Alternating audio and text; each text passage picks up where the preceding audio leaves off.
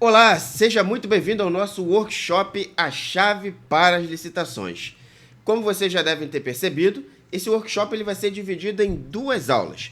Uma é essa que nós vamos ver aqui hoje, estrutura básica do processo licitatório, aonde nós vamos conhecer a estrutura mínima que um processo de licitação deve conter, iniciando pelo primeiro documento da instrução processual até chegarmos ao edital que vai se tornar público para as empresas interessadas, tá bom? Na segunda aula, nós vamos ver já uma visão das empresas. O que é necessário para as empresas participarem de uma licitação, iniciar no mercado de licitações. Então, sem dúvidas, esse nosso workshop está um workshop imperdível, onde nós vamos ter a oportunidade de conhecer os dois lados do mercado.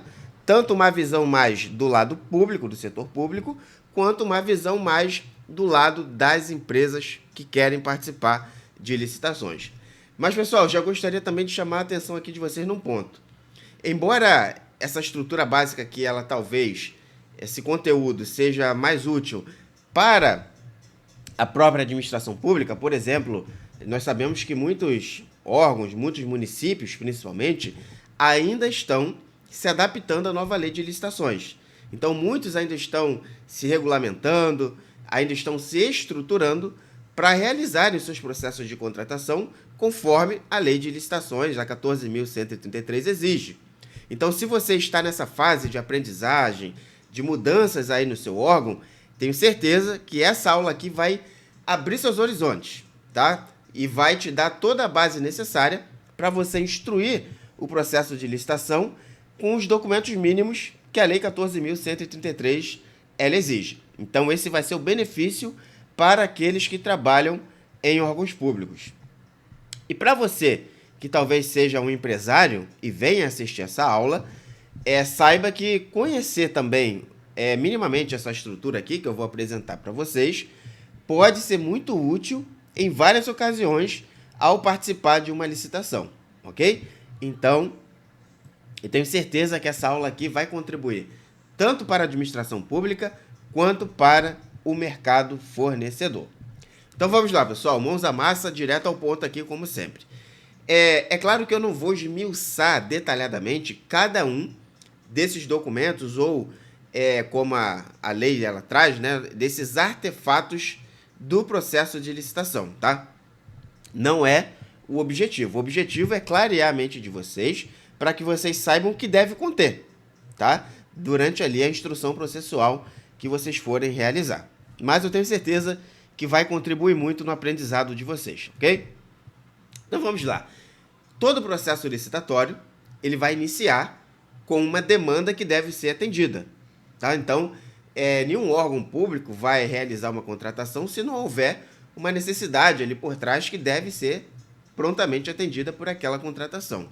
E essa necessidade, ela vai ser formalizada pelo primeiro artefato ou pelo primeiro documento que vai compor o processo de licitação, que é o documento de formalização da demanda.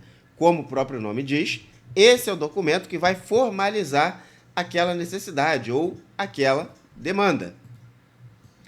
Então, o que é esse documento? É o documento, como eu falei, que oficializa aquela demanda. Deixa eu dar mais um zoom aqui.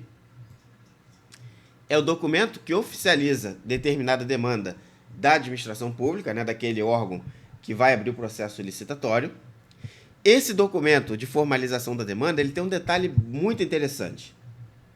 O DFD, conforme é geralmente conhecido, ele traz uma necessidade, não uma solução. Então, veja, o DFD, ou documento de formalização da demanda, ele traz uma necessidade do órgão, não uma solução já pronta. Então, aqui eu já trago a primeira observação aqui para quem é do mercado fornecedor.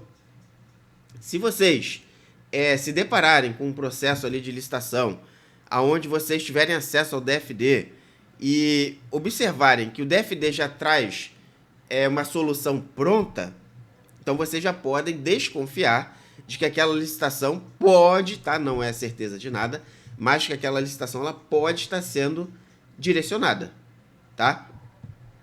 Por quê? Porque, como eu falei, o DFD ele não é um documento que traz uma solução já pronta. Vou trazer aqui um exemplo para você.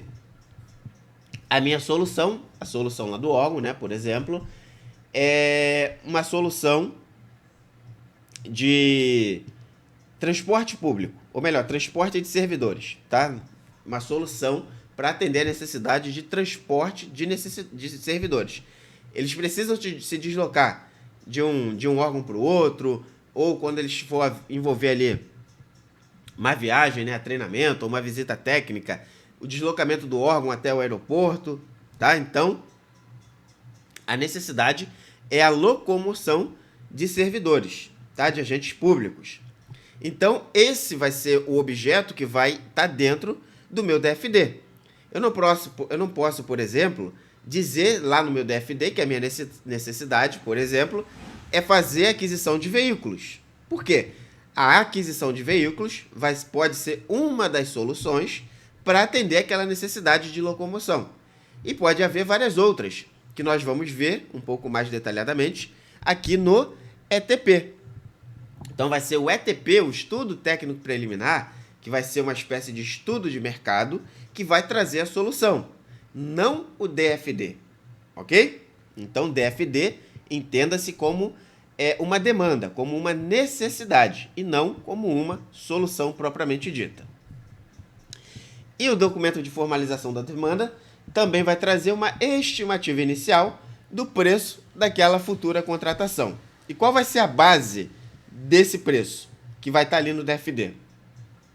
Pode ser, por exemplo, o preço da contratação anterior ou contratação atual, caso exista um contrato já em andamento. Provavelmente vai trazer o preço que foi lançado no PCA, que é o Plano de Contratações Anual, caso o órgão possua.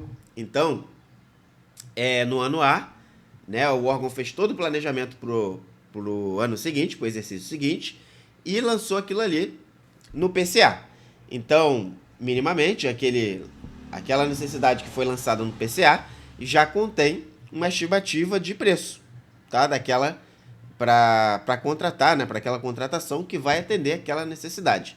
Então, o documento de formalização da demanda já vai trazer essa estimativa inicial do preço da futura contratação. Perfeito? Então, aqui nós vimos um pouquinho mais de detalhes sobre esse primeiro documento do processo de licitação, que é o documento de formalização da demanda. E esse documento também vai trazer outras informações, como, por exemplo, a designação das equipes de planejamento da contratação, por exemplo, quem é o requisitante, quem vão ser os futuros fiscais. Então, esse documento de formalização vai trazer todas essas informações iniciais para dar esse start no processo licitatório. É claro, uma vez que esse documento ele foi devidamente preenchido, todos os campos dele foi devidamente preenchido, deve haver o quê? Uma autorização por parte da autoridade competente do órgão para que o processo ele siga devidamente ali a instrução para que a licitação seja realizada, tá? Ou melhor, não a licitação, né? Para que o procedimento para atender aquela demanda seja realizado, tá? Então vai ser através do DFD que a área requisitante vai manifestar a sua necessidade para que a autoridade competente autorize ou não aquele prosseguimento do processo de contratação, ok? Uma vez elaborado o DFD e autorizado o procedimento para atender aquela demanda, nós vamos ver aqui agora os demais artefatos, ok? Eu vou até botar aqui para clarear um pouquinho mais. Deixa eu ver aqui se eu consigo botar rapidinho. Eu vou botar aqui só para ficar mais claro. Vai ser a autorização. Essa autorização vai vir aqui logo após o nosso DFD, ok? Então, nós tivemos ali a formalização da demanda, da nossa necessidade, através do DFD. Uma vez que essa formalização, esse documento foi preenchido, foi elaborado, vai seguir para ciência da autoridade competente e ela vai autorizar ou não o prosseguimento do procedimento de contratação, ok? Tomando como base que foi devidamente autorizado essa contratação, nós vamos agora iniciar, né, seguir, melhor dizendo, com a instrução processual, tá, do nosso procedimento. O próximo documento, ou o próximo artefato, vai ser o nosso estudo técnico preliminar. O que vai ser o estudo técnico preliminar, ou popularmente conhecido como ETP? Vai ser o documento que vai definir a melhor solução para atender a necessidade da administração. Através do quê? Através dos estudos que vão ser realizados junto ao mercado, tá? Então, notem, assim como no DFD nós ainda não temos uma solução para aquela demanda, no ETP nós também não vamos iniciar, propriamente dito, já com uma solução pronta. Não, nós vamos construir, pesquisar a melhor solução para atender aquela demanda, ok? Então vão ser feitos todos os estudos necessários para que chegue ali a melhor solução junto ao mercado fornecedor. Então, o ETP ele vai apontar, por exemplo, todos os requisitos técnicos necessários e os resultados que vão ser pretendidos com aquela futura contratação. Então, tudo que vai envolver, né, em termos técnicos, por exemplo, em termos de atendimento de requisitos ambientais, tudo que for necessário para conseguir alcançar aquele resultado da contratação. O ETP também vai apontar para uma estimativa prévia do valor da contratação, porém, essa estimativa prévia ela vai ser o meio termo. Ela vai ser uma estimativa um pouco mais apurada do que a estimativa inicial que continha no DFD, vai ser algo um pouco mais apurado, porque aqui nós já vamos estar numa fase de pesquisa junto ao mercado, porém, ainda não vai ser a pesquisa final que vai integrar o edital, por exemplo, né, que vai trazer o preço estimado da contratação. Ainda não é essa pesquisa, ainda não é esse preço, tá? Essa pesquisa final, ela vai ter um documento específico, diga-se de passagem, e vai ser feita com base em alguns critérios técnicos que a Lei 14.133 ela traz. Então, essa estimativa prévia do valor da contratação pode ser ali uma consulta direta a alguns fornecedores, uma pesquisa em marketplace, por exemplo. É uma prévia, tá? Uma pesquisa prévia que vai, como se fosse atualizar aquela minha estimativa lá que entrou no meu DFD, tá? E o ETP, ele também vai apontar, por exemplo, a modalidade de contratação, que vai atender aquela minha necessidade, ou até mesmo indicar pela inviabilidade de se atender aquela demanda, de se realizar aquela contratação. Pode acontecer também, tá? E por que vai ser o ETP que vai apontar qual vai ser a modalidade de contratação? Eu já vi, né, alguns debates, alguns estudiosos falando, né, sobre aonde que deve entrar a definição da modalidade de contratação, se é no ETP ou se é no termo de referência, por exemplo. E quem que deve definir essa modalidade? Se é a equipe que elabora o edital ou se é a equipe de planejamento da contratação. Bem, o consenso, pelo que eu tenho observado, né, pela doutrina, é que vai ser no ETP, é o ETP que vai apontar a modalidade de contratação. Inclusive, é isso também que alguns estudiosos, alguns doutrinadores, como, por exemplo, o professor Felipe Dalenogari, inclusive autor desse livro aqui, que eu tenho, Manual de Licitações e Contratos, alguns professores, como o professor Felipe, eles defendem que vai ser o ETP que vai definir a modalidade de contratação. E eu concordo com esse entendimento. Por quê? Porque como vão ser feitos estudos junto ao mercado para definir, né, quais são os critérios, qual é a melhor solução para atender determinada demanda, vai ser no ETP, por exemplo, que nós vamos definir se aquele objeto que eu estou querendo contratar, se ele é um objeto comum no mercado, ou se é um objeto, por exemplo, especial, se existem diversos fornecedores, ou se é apenas um fornecedor que tem disponível, ou se, por exemplo, como nós vimos aqui, se nem existe fornecedor para atender aquela minha demanda. Então, observem, o ETP, o estudo que foi feito ali no ETP, vai definir, por exemplo, se for um objeto comum que eu estou querendo contratar, que eu posso utilizar um pregão. Agora, se for um objeto especial no mercado, já não vou poder utilizar um pregão. Teria que utilizar, por exemplo, da concorrência. Se no ETP apontar que só existe uma empresa para atender a minha necessidade, eu nem poderia abrir um processo licitatório. Eu teria que contratar via inexigibilidade de licitação. Então vejam quantas informações, quantos subsídios esse estudo técnico preliminar vai trazer para essa contratação. Então vai ser no ETP que vai ser definida essa modalidade para atender, de contratar, para atender aquela minha demanda. É claro que isso que for levantado no ETP vai refletir aonde? Lá no termo de referência e lá também no edital. Mas a fonte dessa informação vai estar contida no ETP, ok? Então, mais uma vez, é muito importante. É claro que aqui eu estou trazendo só um resumo do que o ETP ele traz, tá? Tem mais informações. Então, é preciso fazer esse estudo, né, ou estudos da melhor maneira possível, porque ele pode determinar até mesmo o sucesso ou o fracasso daquela futura contratação, tá bom? Agora, seguindo com a nossa estrutura do processo de licitação, nós chegamos, após a definição do ETP e de todos os seus requisitos levantados no mercado, nós vamos elaborar, vamos chegar ao nosso mapa de riscos. O que é esse mapa de risco? O mapa de risco vai fazer o levantamento, análise e tratamento dos principais riscos que podem impactar o sucesso da contratação. É claro, pessoal, a gente também não pode se enganar achando que a gente vai conseguir mapear todos os riscos que podem impactar a nossa contratação, tá?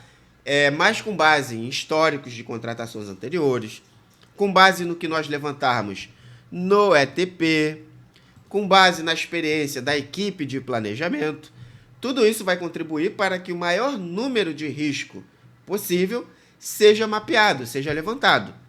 E uma vez que esses riscos forem levantados, aí sim vai se fazer análise deles, o devido tratamento e as possíveis soluções caso o risco venha a se concretizar, tá bom? Então, vai ser feito nesse documento, mapa de riscos. E esse mapa de risco vai trazer riscos, vamos botar assim, de duas etapas. Riscos na etapa de seleção do fornecedor, por exemplo, quais os riscos que podem ocorrer da minha licitação se tornar fracassada ou se tornar deserta, quais os riscos, de repente, de eu ter um sobrepreço na minha licitação. Então, todos os riscos envolvidos para a seleção do fornecedor. E também vai trazer o risco do outro lado. Vai trazer os riscos para a execução contratual. O que pode ter de riscos ali da empresa durante a execução do meu contrato? Não entregar o objeto a tempo, entregar produto de má qualidade, não manter os documentos de habilitação em dia. São exemplos de riscos que podem ocorrer durante a execução do contrato, tá? Então, esse mapa de riscos, ele vai ser feito também por algum servidor designado para esse levantamento, juntamente com a equipe de planejamento da contratação, vai ser levantado todos os riscos possíveis e vão se dar o devido tratamento para cada um desses riscos identificados. Perfeito? Uma vez identificado, elaborado esse mapa de risco, nós vamos para a nossa pesquisa de preço. Agora sim, nós vamos ter uma pesquisa de preço técnica, devidamente elaborada, esmiuçada, com base em quê? Com base no que determina o artigo 23 da Lei 14.133. Então, o artigo 23 da Lei 14.133, ela traz ali os critérios que devem compor essa pesquisa de mercado, para que os preços eles reflitam, melhor dizendo, a realidade ali mais próxima possível do mercado fornecedor. Evitando assim o quê? O preço, o que a própria lei diz, evitar o preço manifestadamente inexequível e também evitar o sobrepreço. Então, obter o preço justo para aquela contratação. Então, observem. Vou reduzir aqui um pouquinho. Observem. No DFD, No DFD e no TP, nós tivemos uma estimativa de preço prévia, superficial, tá? Da contratação. Mas vai ser na pesquisa de preço, nessa pesquisa técnica de preço, com base no artigo 23 da lei, que nós vamos ter o orçamento estimado de fato daquela contratação, tá? Essa pesquisa de preço, esse valor apurado nessa pesquisa é que vai compor o valor de referência que vai estar contido onde? Lá no termo de referência da licitação. Falando em termo de referência, uma vez realizada essa pesquisa de preço, aí sim nós vamos chegar ao nosso termo de referência. O que é o termo de referência, ou popularmente conhecido como TR? O que é esse documento? É um documento elaborado com base no ETP, que vai trazer todos os requisitos necessários para que a demanda da administração seja atendida. Então vai ser no TR, vai ser no termo de referência, com base em quê? Em base em tudo que foi levantado lá no ETP, nos estudos preliminares, que nós vamos ter os requisitos para aquela contratação. Dentre outras informações, o que vai ter no TR? Detalhamento do objeto, critérios de seleção do fornecedor, forma de execução do contrato, critérios de pagamento da empresa contratada e o orçamento estimado na pesquisa de preço. Então veja que o TR vai trazer são informações que nós praticamente já tivemos ao longo aqui da nossa instrução processual. O detalhamento do objeto, que já deve vir previamente ali no DFD e que depois vai ser mais detalhado no estudo técnico preliminar. O critério de seleção do fornecedor, a forma que nós vamos selecionar esse fornecedor, que vai ser definida onde? Lá no nosso ETP. A forma de execução do contrato, que nós vamos ter definida onde? No nosso ETP. Então ali, prazo de entrega, local de entrega, tudo que vai estar definido no nosso ETP vai integrar aqui um item específico, como condições de entrega e de execução daquele futuro contrato. Os critérios de pagamento, prazo de pagamento, como vai ser a medição, como é que vão ser as cláusulas, né, de pagamento. Então, tudo isso vai estar ali no nosso termo de referência. E o nosso orçamento estimado com base na pesquisa final de preços. Tá? Então, é claro que o termo de referência ele contém informações mais detalhadas, mas eu coloquei aqui as principais informações que tem no TR, que é para vocês entenderem que vai ser o TR que vai, por exemplo, dizer como que aquele objeto vai ser entregue. Vai ser executado, vai ser entregue e executado.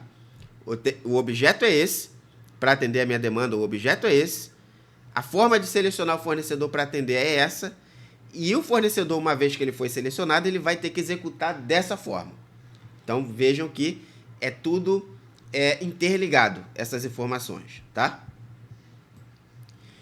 E por último, uma vez elaborado o nosso termo de referência, nós chegamos ao nosso edital. Então, o edital vai ser o documento que vai tornar público o processo licitatório, né, o procedimento de seleção do fornecedor, e vai trazer os requisitos de participação das empresas, dos licitantes interessados. Então, o edital ele vai condensar todos esses outros documentos. Geralmente, o termo de referência ele vai entrar como anexo ao edital, ele vai ser um anexo do edital. Alguns, né, podem também anexar o estudo técnico preliminar também como um anexo do edital. Inclusive, havia uma certa controvérsia sobre a obrigatoriedade ou não de publicar o estudo técnico preliminar junto do edital e do termo de referência. Já chegou-se a uma definição do Tribunal de Contas da União, que é facultativo, tá? A publicação do ETP junto do edital, como um anexo do edital, tá? Se o órgão achar por algum motivo que é importante essa publicação, ele vai lá e publica. Agora, se ele também não achar que não é importante, ele não é obrigado a publicar. Por quê? Porque a Lei de Licitações, a Lei 14.133, não traz essa obrigação. Então, a publicação do ETP junto do edital é facultativa. a administração ela pode publicar ou não, de acordo com a sua conveniência, tá? Então aqui nós temos a estrutura básica, nós vimos a estrutura básica do processo licitatório, ok? Nós vimos aqui os principais documentos ou artefatos que vão compor o processo de contratação ou de seleção do fornecedor. Iniciando pelo DFD, passando ali pela autorização, uma vez que aquele procedimento foi autorizado, nós vamos para a elaboração do ETP. Vimos que o ETP vai fazer ali todos os estudos necessários para se chegar à melhor solução. Vimos ali também que temos um mapa de risco. Vimos que o mapa de risco vai fazer o levantamento de todos os possíveis riscos, ou pelo menos, né, dos principais possíveis riscos daquela contratação e também da execução do futuro contrato. Vimos que depois nós temos uma pesquisa de preços, que vai ser a pesquisa final, técnica, com base no artigo 23, que vai definir o orçamento estimado para a contratação. Depois nós vimos que nós chegamos ao nosso termo de referência, que vai trazer basicamente a regra de jogo, o que a administração está querendo, como o fornecedor vai ser selecionado e, uma vez selecionado, o que ele vai ter que entregar para a administração. E, por último, nós vimos o edital, que o edital é o que vai condensar todas essas informações e vai tornar pública aquela necessidade para que o mercado fornecedor, para que os interessados participem do processo licitatório, tá bom? Eu espero, assim nós finalizamos essa nossa primeira aula da estrutura básica do processo licitatório, que faz parte do nosso workshop, a chave para as licitações. Então, a nossa primeira aula nós finalizamos aqui e nós vimos essa estrutura necessária para que a administração abra o devido processo de licitação e tenha atendida a sua necessidade. Então, você, agente público, se você ainda está estudando, está implementando a nova lei de licitações aí no seu ente, essa daqui é a estrutura que você deve passar a implementar, tá bom? Então, eu tenho certeza que se você ainda está nessa fase de aprendizagem, fase de implementação, essa aula aqui pode te dar um norte, para você minimamente começar a instruir seus futuros processos utilizando desses artefatos aqui do processo licitatório, tá? E para você que do mercado fornecedor, está ali do outro lado, né, que é licitante, ter o conhecimento básico desse processo aqui também pode te ajudar muito aí na sua análise, né, do edital, na sua análise de viabilidade para decidir se vai participar ou não da licitação, tá bom? E na próxima aula, na aula 2 desse nosso workshop, aí nós vamos ver uma aula um pouco mais direcionada para empresários, para licitantes que querem participar das licitações, tá bom? Um forte abraço, vejo vocês na próxima aula.